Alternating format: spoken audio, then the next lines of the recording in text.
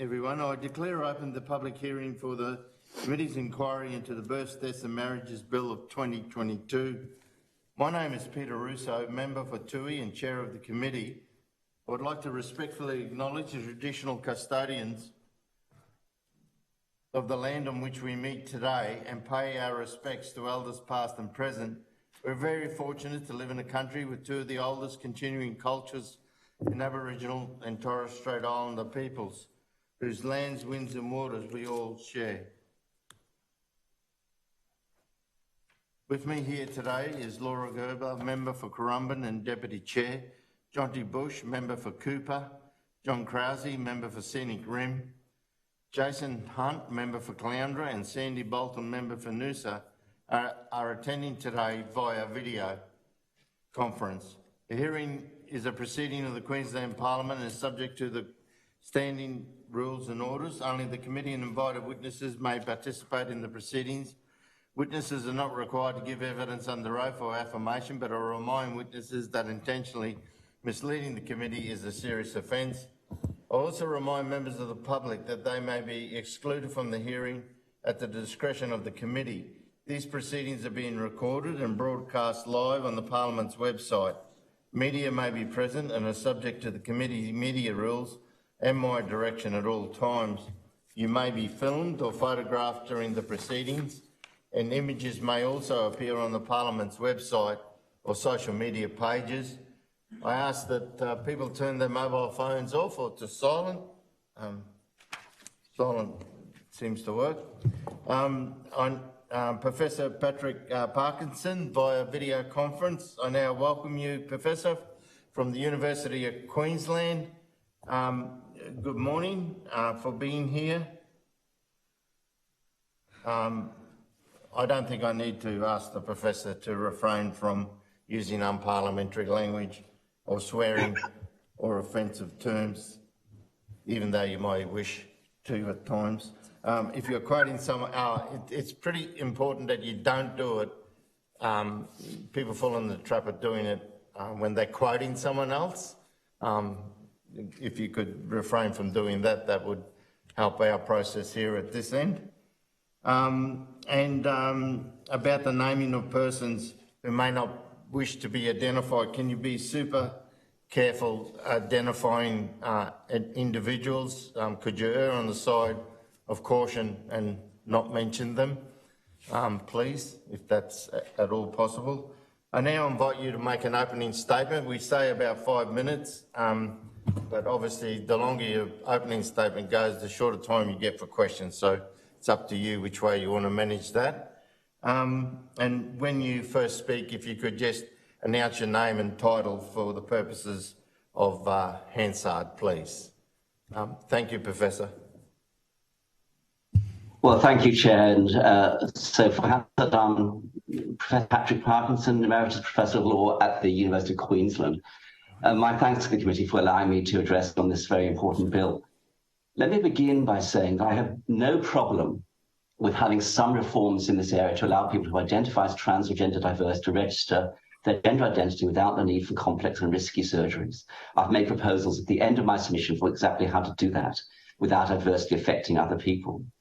However, the Queensland government has quite mysteriously, to my mind, chosen the most radical expression of a self-ID law that is possible. Seemingly, it has ignored all the problems that are inherent in the approach it has taken. I want to focus on two objections to this bill. The first is that it provides recognition of gender identity by altering birth certificates. Birth certificates are matters of historical record. Apart from babies born with intersex conditions, which is very rare that their sex is ambiguous, babies are either being born or girls. Later in life, perhaps during troubled teenage years when they are exploring their identity, they may adopt a gender identity which is incongruent with their natal sex. This is very common for teenage girls these days who decide they are trans, gender fluid, non-binary, or just queer. But they don't cease to have a sex. They don't cease to be girls. They still menstruate. They can still fall pregnant if they have unprotected sex. They're still prone to specifically female health problems, such as endometriosis. They have both a sex and a gender identity with which their sex is incongruent. This bill allows their gender identity to displace their sex as a matter of law, and that, with respect, is madness. The second major problem with this bill is that it changes a person's sex for all legal purposes in Queensland law. If this bill is passed, the registered non-binary teenager will be in law neither female nor male. What does that even mean from a legal perspective? I can't tell you. And I can assure you that the department, just ask the registrar, is going to have particularly adverse consequences for women and girls. While some people who choose to register a change of sex under this legislation will be people who have long lived as being of a different sex to their birth, it seems inevitable from the experience of other countries that many mentally unwell men will also seek recognition of a trans identity through this legislation, rather than as a matter of careful medical diagnosis. Most mentally ill men, of course, represent no threat at all to women's safety. But encountering them in what is meant to be a female-only space, including a space where women may undress, could be deeply upsetting for many women and girls. And think particularly of the minority cultures within our society, for whom this will be a dreadful concern. They might probably describe these men as creepy. Unfortunately, there's the possibility that some mentally unwell men may be more dangerous than this. Now, even if there are not many who change their sex and their birth certificates by registration, the wider harm from self-ID laws is that it becomes very difficult to object to any man in a woman's changing room or toilet facility, since they might have a legal right to be regarded as female. Women's rights to bodily privacy will be seriously eroded. You cannot get that back. Once you agree as a parliament that your sex can be changed by nothing more than registration, this is a big issue for women and girls, and there's no way of getting around that. Now, the bill takes the most extreme approach possible to this problem by wiping out the exemptions for single-sex spaces that currently exist in the Anti-Discrimination Act 1991. There are no proposals on the table to extend those exemptions to sex characteristics, which will become unlawful grounds for discrimination under this. Women's gyms will be able to be sued for unlawful discrimination on the basis of sex characteristics. Their current exemptions will exclude a female by registration who's anatomically male. The same applies to women's refuges. The law will not permit females by registration to be excluded from women's wards in hospitals, female changing rooms, in public swimming pools, and all other single-sex facilities. There will also be the same impacts on women's sports. It will be unlawful under this bill to discriminate against any legally registered female based upon their sex characteristics, that is, that they are anatomically male. Now, it may be that the government has simply not thought through all the consequences for anti-discrimination law and other legislation by making these changes to birth certificate law. The department has said as much. In response to my submission and many others, including the Law Society and the Queensland Human Rights Commission, it says, in effect, yeah, we haven't thought through any of this. We'll do it later. Pass this bill now, not knowing all the consequences, and then we will think about the consequences and come back to you. Well, with the greatest respect to the Department of Justice and the Attorney General, that is not how mature governments make laws. You think through all the consequences before you bring a bill into Parliament, not after. And you think through what are the conflicts between trans rights and women's rights. Which rights of women are you going to abolish? And which are you going to protect by exemptions? Parliament needs to know, and the public needs to know as well. Thank you. Thank you, Professor. Laura? Thank you, Professor, and thank you so much for your written submission and for getting that in under the short period of time that you had to complete it. It's very comprehensive and it is very helpful. I just wanted you to talk through the committee. You mentioned that your written submission covers off some of the ways that Part 5, the objectives of Part 5 might be achieved without running into some of the issues that you've already discussed just then and that are in your written submission. Can you summarise that for us, please? In your view, yes, some of those objectives in allowing the LGBTIQ community to have gender identity within legislation? Yes, certainly. So, first of all, you pass a law about a gender recognition certificate. You don't change birth certificates. You leave birth certificates where they are. People have a sex and a gender identity. You register the gender identity. Secondly, you have some sort of screening process in terms of mental health and criminal history. Thirdly, you are very clear about what this applies to. It can apply to photographic identification on driving licenses. It can apply to other aspects of Queensland government law, but you work through very carefully what it can't apply to. And that's where you have to work through the issues with women's interests, the multicultural society in which we live, and the adverse consequences. Now, what that does mean is that you have a more modest law, which allows some flexibility, because nobody will be sued for discrimination, but many men who've transitioned will pass as women, will go into women's facilities, and nobody will worry about that. But we haven't completely upended the law to provide better support for this very small number of people. Thank you. Sandy? Thank you, Chair, and good morning, Professor Parkinson. And yes, your submission was very extensive. Just to further on, can you elaborate on your concern in relation to the effect of descriptors such as genderqueer or non-binary? And that was on page 10 of your submission. Yes, thank you. Science knows male and female. It does know intersex. About 1 in 50,000 babies are born with ambiguous characteristics, which eventually get sorted in some way into being either male or female in terms of reproductive capacity. But science knows nothing as scientific fact about being genderqueer or non-binary. These are social identities, psychological, one may say, but they are not medical ones. And so to say that you can change your sex on the basis of being genderqueer, as opposed to saying, I have an identity which is genderqueer, those are two completely different things. Right, thank you. John? Thank you, Professor, for your submission. And I just wanted to ask a question about some of the some of the legal ramifications you raised about the ability for registered sexes on birth certificates being changed. Do you hold concerns that, or do you have any concerns that the system, if it's established the way the bill is set out at the moment, could be subject to abuse by some members of the community?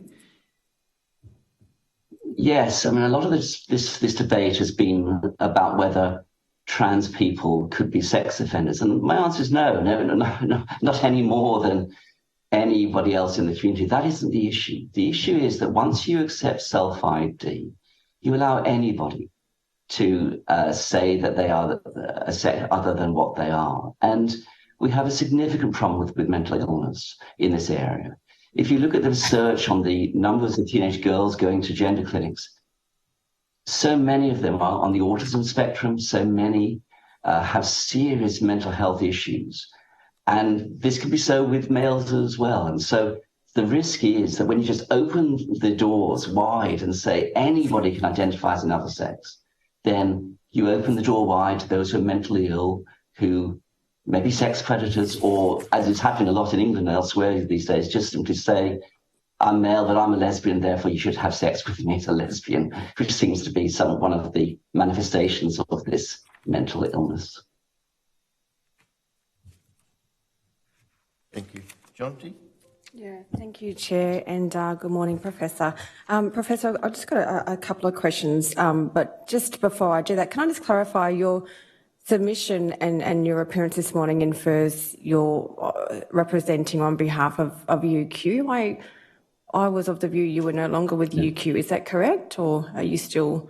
No, I thank you for the question. I continue as an emeritus professor at the University of Queensland, but always when any academic appears, they are appearing in a personal capacity and not representing the university to which they belong.